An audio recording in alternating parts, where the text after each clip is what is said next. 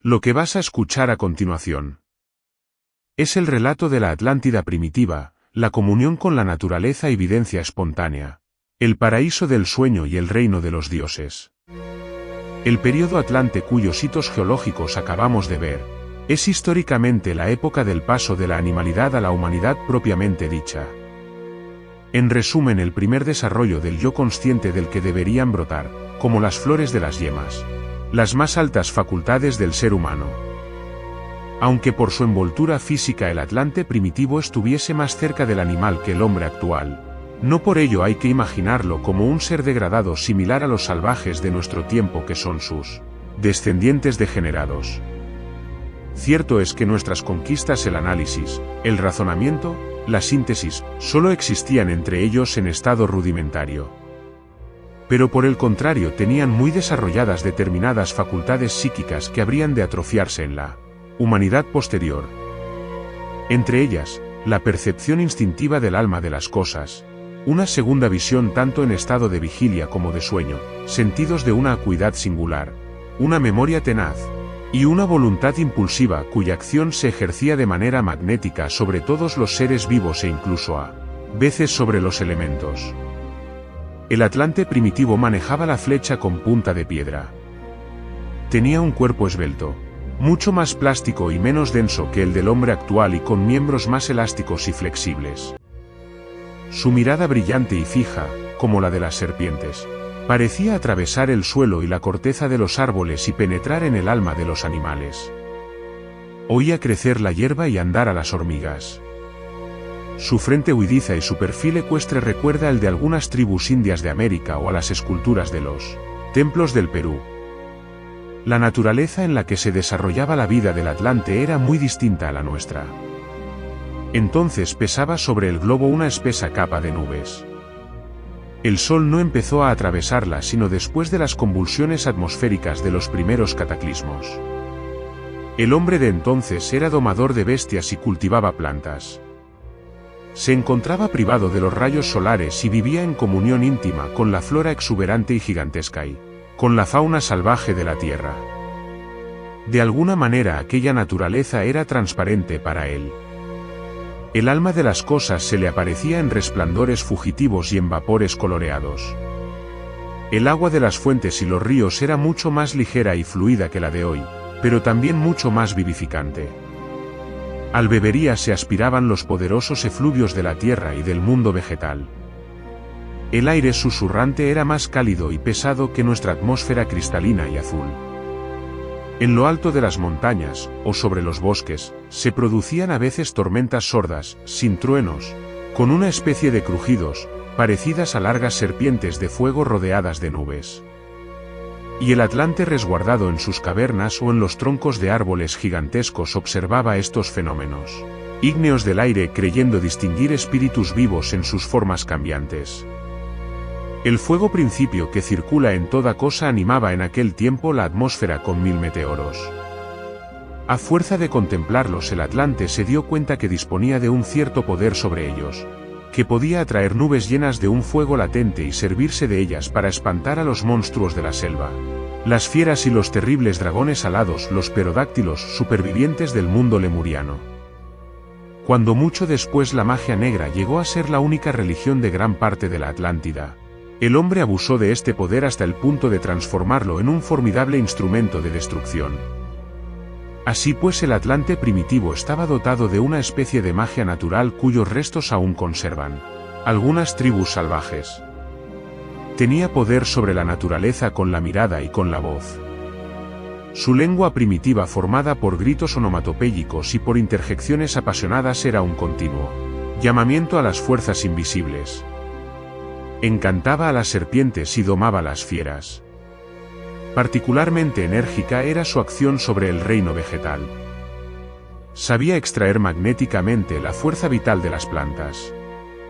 También sabía acelerar su crecimiento dándoles parte de su vida así como curvar en cualquier sentido las ramas flexibles de los arbustos.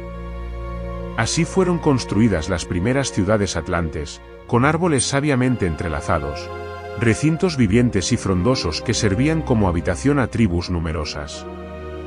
cuando después de sus carreras y cacerías desenfrenadas, el Atlante reposaba en los calderos de la selva virgen o a orillas de los grandes ríos, la inmersión de su alma en esta naturaleza lujuriosa despertaba en él una especie de sentimiento religioso. Sentimiento instintivo que entre los atlantes se materializaba en forma musical. A finales del día, con la llegada de la noche misteriosa y profunda, todos los ruidos se desvanecían. No más zumbidos de insectos, no más silbidos de reptiles. Se apaciguaban los rugidos de las fieras. El piar de los pájaros se callaba de repente. No se escuchaba ya sino la voz monótona del río sobre la que, como humo ligero, planeaba el rumor lejano de la catarata. Este lenguaje era suave como el de la caracola que tiempos atrás el cazador errante había llevado a su oído a orillas del océano. Y el Atlante escuchaba. Y seguía escuchando. Pronto no escuchaba nada más que el silencio. Entonces, vuelto sobre sí mismo y transformado en sonoro como la caracola de los mares, oía otra voz. Esta voz retumbaba, más allá del silencio, por detrás y a través de todas las otras. Parecía que viniera a la vez del río, de la catarata, de la selva y del aire. Esta voz se desgranaba en dos notas ascendentes que se repetían sin cesar. Las dos notas decían, Tao con acento. Tao con acento.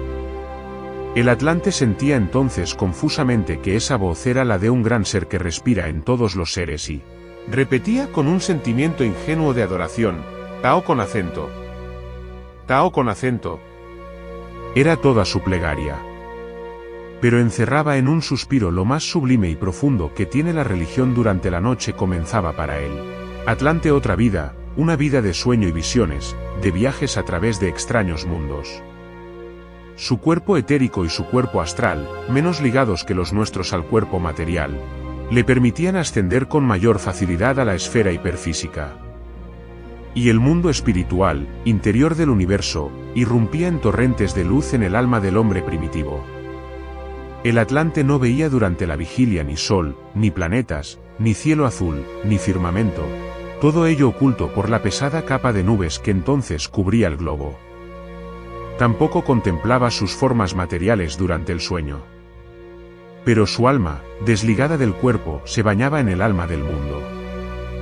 Las potencias cósmicas animadoras de la Tierra y los planetas se le aparecían bajo formas impresionantes y grandiosas. A veces veía al Manú, al padre, al fundador de la raza, que se le aparecía como un anciano con cayado de peregrino.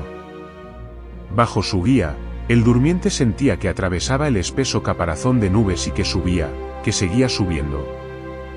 De repente se encontraba en medio de una esfera de fuego alrededor de la que fluía circularmente un río de espíritus luminosos, algunos de los cuales se inclinaban hacia él y le tendían familiarmente la copa de la vida o el arco de combate. El Manú le decía: estás en el corazón del genio de la tierra, pero por encima de este hay otros dioses. Y la esfera prodigiosa se ampliaba. Los seres ígneos que se movían en ella se volvían tan sutiles y transparentes que a través de este ligero velo se veían otras 5 esferas concéntricas. Cada una de ellas parecía estar a distancias enormes de las otras y la última brillaba como un punto luminoso. Llevado por su visión como una flecha, el Atlante se zambullía en una esfera y en otra. Veía rostros augustos, cabelleras flamígeras, ojos inmensos y profundos como abismos. Pero no podía alcanzar la hoguera fulgurante de la última esfera. De allí descendemos todos, le decía el Manú. Finalmente el guía divino devolvía el viajero astral a la tierra después de que por un instante se había sumergido en el alma del mundo en la que centellean los arquetipos. Volvía a atravesar el vestido vaporoso del globo donde, de paso, el guía le mostraba los astros hermanos, las futuras luminarias de la humanidad aún invisibles a sus ojos físicos, la cercana luna envuelta en nubes como un navío que hubiera naufragado entre arrecifes, y el sol lejano saliendo de un mar de vapores como si fuera un volcán rojo. Cuando se despertaba de sus sueños, el Atlante tenía la certidumbre de haber vivido en un mundo superior y de haber hablado con los dioses. Guardaba memoria de ellos, aunque a menudo confundía su vida despierta con la de los sueños. Los dioses eran para él protectores, compañeros con los que vivía como amigos. No solo le hospedaban durante la noche, sino que a veces se le aparecían en pleno día. Escuchaba sus voces y recibía sus avisos en el viento y en las aguas.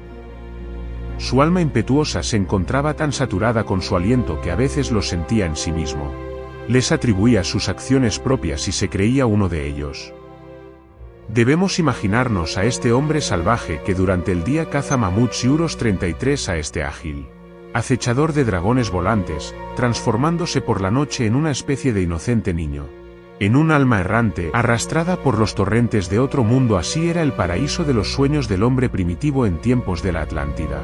Durante la noche bebía las aguas del leteo 34 olvidando sus jornadas de sudor y sangre. Pero volvía con retazos de sus espléndidas visiones que continuaba incluso en sus cacerías desesperadas. Dichas visiones eran su sol y desgarraban luminosamente el inextricable revoltijo de sus bosques tenebrosos. Tras la muerte volvía a empezar el sueño a mayor escala de una encarnación a otra. Y cuando después de siglos renacía en una cuna de lianas, bajo las cascadas de hojas de sus selvas sofocantes de calor y de olores, conservaba de su viaje cósmico una vaga iluminación y como una ligera embriaguez. En estos tiempos primitivos el hombre mezclaba y confundía en un sueño inmenso, en un panorama móvil hecho de tejido translúcido que se desarrollaba al infinito, la noche con el día, el dormir y el estar despierto, la realidad y el sueño, la vida y la muerte, el más acá y el más allá. Ni sol ni estrellas atravesaban la atmósfera nubosa. Pero el hombre, acunado por las potencias invisibles, respiraba los dioses por doquiera. El recuerdo lejano de esta época ha creado todas las leyendas sobre el paraíso terrestre. Su memoria confusa se ha transmitido y transformado a lo largo de los tiempos en las mitologías de los diversos pueblos. Entre los egipcios es el reino de los dioses que precede al de los Schesuhor, reyes solares o reyes iniciados. En la Biblia, el Edén de Adán y Eva guardado por los querubines. En Hesíodo la Edad de Oro, en la que los dioses caminaban sobre la tierra vestidos de aire.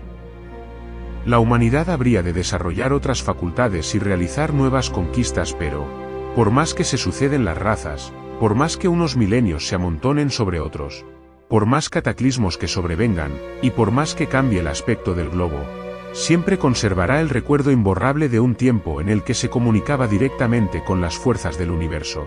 El recuerdo puede cambiar de forma, pero persistirá como nostalgia inextinguible de lo divino.